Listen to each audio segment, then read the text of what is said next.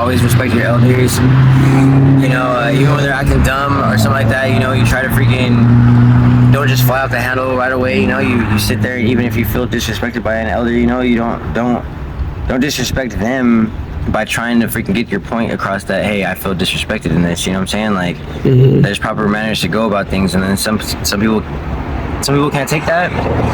You know, there's been plenty of times when like I felt disrespected by somebody, you know, and I let them know, and they wanted to take it to a whole nother level. When I'm like, dude, look, I'm not even trying to take it there. I'm just letting you know, like, hey, like, you have your boundaries, I have mine, you know, and respect that, and then everything will be good. You know what I'm saying? And yeah, you know, there's been a couple times where I've almost got into it with some older people, but it's because they're so used to freaking everybody just disrespecting them and stuff like that they're not able to You seem like you're a smart guy. You could probably like.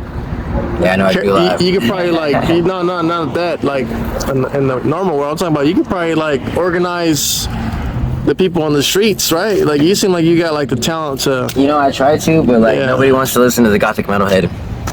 Oh, that's your thing? Yeah, that's really it though, dog. Like on some real stuff, like I know I can spit some freaking fire, and I know that like I constantly like try to like let people know, but I feel like the main thing is like a lot of these thugs that think they're gangsters can't really recognize what gangster really fucking is, you know, and that's being able to take care of your people, you know, make sure that certain things are upheld and kept in manner, you know what I'm saying, and not letting stuff get way too out of balance and stuff like that, you know, and man, I've had OGs tell their own people, like, hey dude, like this guy right here is more gangster than you'll ever be, you know what I'm saying, and like that's a trip too, because like at that point, you know, I could have had freaking my nails painted or freaking long black hair and freaking probably some eyeliner on, dude, but like at that point, you know, like when you're a straight man who doesn't give a crap what anyone else thinks, you know, and like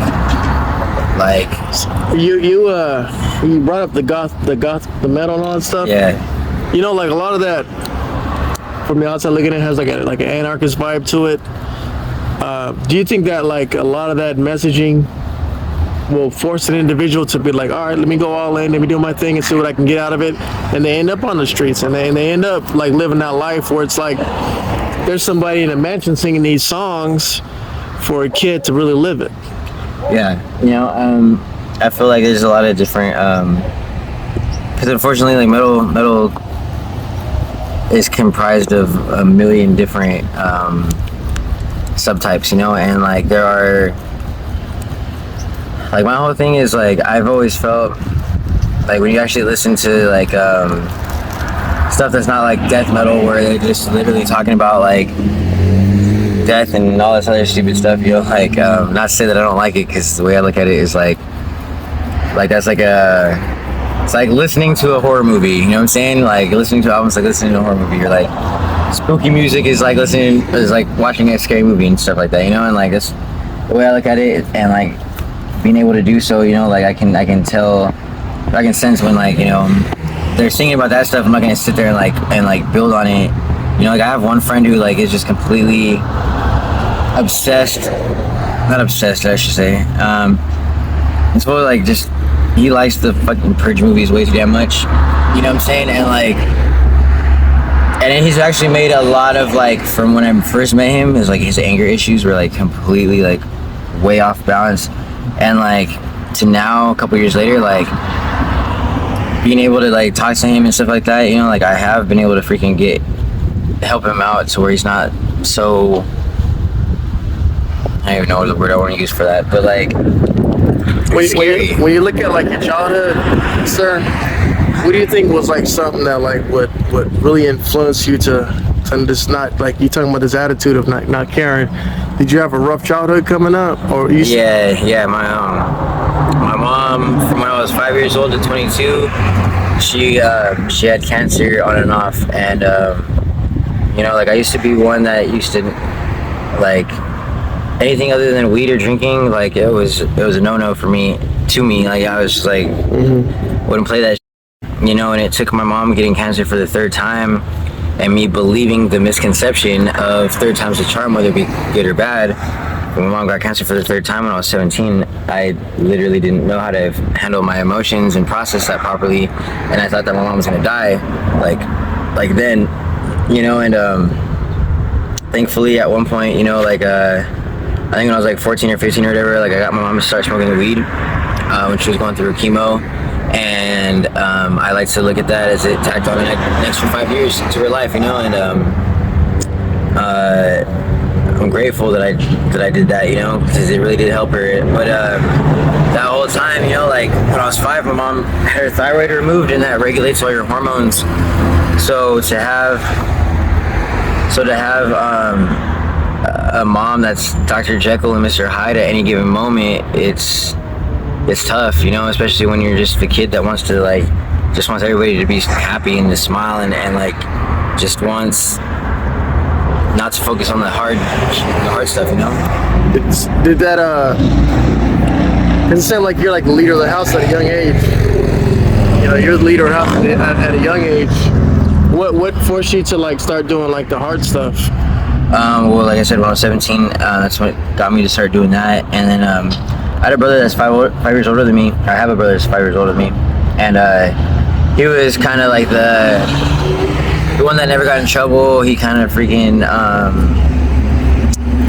you know, like when he did smoke weed, he kind of like kept more of a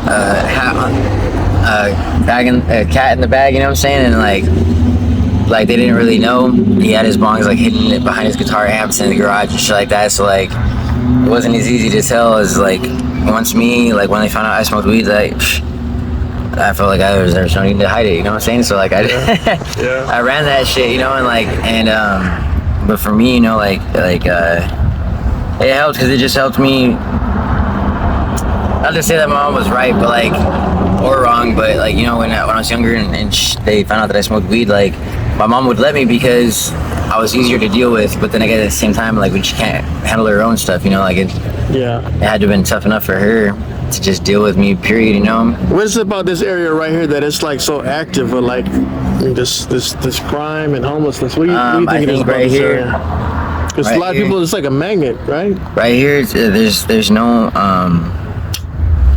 should I say, like there's no Magnolia gang, if you will, you know what I'm saying? This isn't anyone's like yeah, this could still be their stomping grounds or like their but like there's no like hood that like is comprised of like La Sierra and Magnolia. Like yeah, you got La Sierra, you know, and stuff like that, you know, but at the same time it's nobody has a whole like La Sierra is like up more towards the park.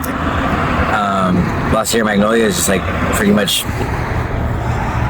just free for all, if you will, kind of, you know. So anybody can come in here and do what they got to do.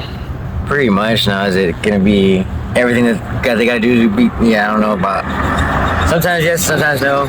It really depends, you know, because like people like me, like I will still hold.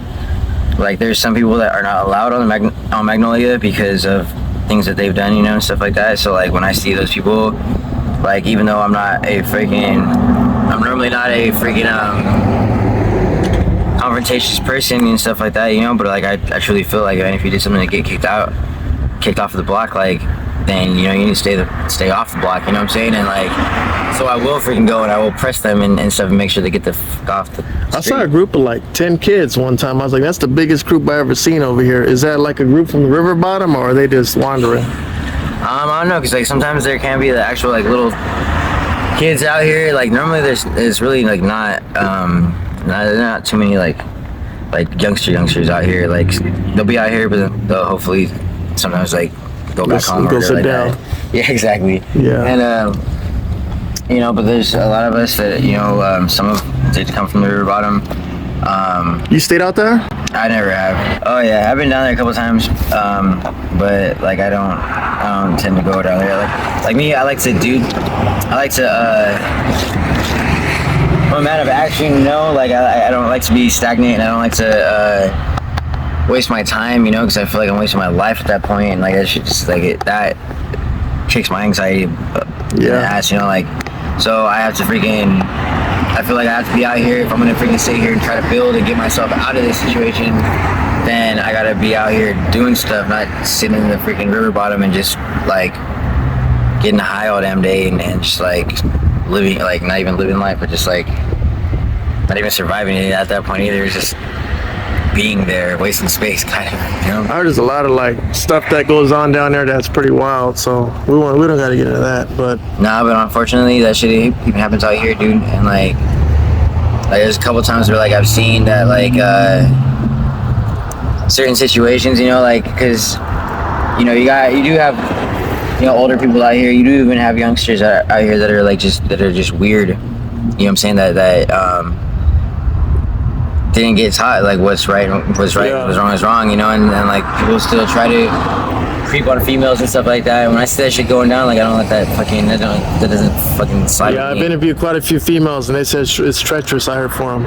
It is, dude, and you know it sucks, dude, too, because like it sucks too because there's a lot of times when like females like, you know, they see somebody who's sexy or fine in their eyes, you know, but doesn't know all the dark shit they freaking, you know, do and stuff like that. So like they'll go with that person as opposed to like me, like I'm trying to freaking do the damn right thing and stuff like that. So there's a lot of times when if I see someone out here that like I hadn't seen before, you know, and I'll go try to help them and see what the hell like is out, why they're out here and stuff like that. And you know, like most of the time they you know, they'll see that.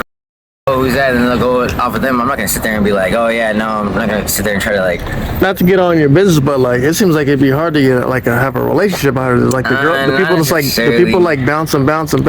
It's either they bounce, or they're gonna go and they're gonna find that one that's just like completely toxic for them, and they're just gonna sit there and stay with it for some reason. I do not understand. Yeah, I see. I do not understand that, but yeah, most of the time, like I can see it being hard. I've been on the streets with in a relationship before. Yeah. But then at the same time, like we also had a freaking vehicle, and we also had, you know, and with the vehicle, man, dude, so much more doors are open, dude. Cause like over here, like I can't even get to my mail. I was on Canyon Crest, my family. It's just hard without having a certain. So. Two last questions. Like, what would it take for you to hit rock bottom and say enough is enough? I'm out of here. Like, I'm trying to change it. Like, what would it take? That's happened a long ass time ago, dude. Like, it's more than just like getting to that point and like saying that. Like some of us, like if we go to treatment or whatever like that, when we get out of treatment, nothing's really gonna change. We're gonna have to come back out to these streets, you know, or we're not gonna know the right steps to get and stay, you know, in a good manner. Like me. Because my mom was sick for so long, like I was the one that had to take care of her the most. You know, my brother, when he got to a certain age, started working. My grandma was working, and so like a lot of years I had to put off of my own life just to take care of my mom. And it sucks because like I know how to take care of somebody more so than I know how to take care of myself. And then on top of it too, like to then have my family sit there and like chastise me about like, you know, where I am in life and stuff like that, and like, oh, well, why didn't you freaking do better before? And then it's like, dude, like, had I done that, then who would have taken care of mom? You know, but they don't see that, and they're so damn self-righteous and like in their own freaking manner that like when I try to explain that to them, to get them to see that, like they won't even let me get to the points where like if I bring someone up from the past, I'm trying to bring it up so I could therefore say like. Explain why my actions were my actions or whatever like that, and then to move on and say that like, yeah, I see that now, blah blah blah. But like I'm the kind of person to where like I'm gonna start that and I'm gonna try to like, you know, portray something. So if you're gonna sit there and cut me off halfway through it and not even let me get to the point to where like I'm trying to freaking be like, hey, you know, like I'm sorry I did that, you know, I did that because of this, that, or whatever like that, you don't even let me get to that point, then like, you know what, screw you, dude. Like how are you gonna expect me to sit here and respect you and like when you got problems, but like when I'm trying to explain and even learn from mine and share that with you, you don't even let me get to that point, then I don't even want to to you at that point, you know what I'm saying? What advice would you give out to some young child, I'll call them babies, you know, that wants to partake in this life? Keep your head, eyes up, head forward at all times. When you have friends, don't sit there and talk them, you know, don't sit there and put them down all the damn time. As friends, we should be pushing each other up and forward at all times, you know. And you know, like when my friends do like talk shit to me and like and stuff like that, you know, like I'm not, don't feed into it. Don't continue that behavior, because after a while, you'll start feeling some type of way. You'll start, you know what I'm saying, acting differently, you know. And it sucks, dude. Like, just be communicative, you know. Like a lot of people think, okay, I would say this: it's not communication that's freaking key. I believe it's comprehension, because I can sit here and talk some blue in my face. If you're not picking what I'm putting down, like, I might as well be talking to a bag of bricks, right? Yeah. And like, the reason why I'm like, the best friends that I do have are best friends is because when we don't understand something that the other one's saying, you know, like, we'll freaking ask, we'll make sure that we're on the same page. And at that point, you know, like, I respect what page they're on, I respect the page I'm on, and then, you know, we understand that, or we can sit there and work to get onto the same page. So it's either, you know, just understand that other people have different viewpoints, or work together to get on the same page. When I'm saying, when they get out here, that's advice for like relationships, because when they get out here and they got that first night sleeping on the streets, like, what was that? What is that like? It's not fun. I don't even remember my first night on the streets, but like, it's not fun.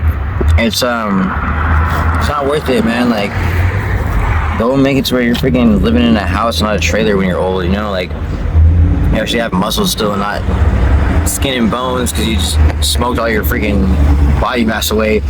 You know, like, build and build and build. If you want to get higher, you want to get, like, just wait until you're old and like retired in a house, not a trailer. You know, and like, you know, you really don't have too much people to tell you what the hell to do, and like, if you're home all damn, that's, you know. But like, don't subject yourself out here like soon. It's not worth it. Like I said before, like, you know, like, none of this is worth.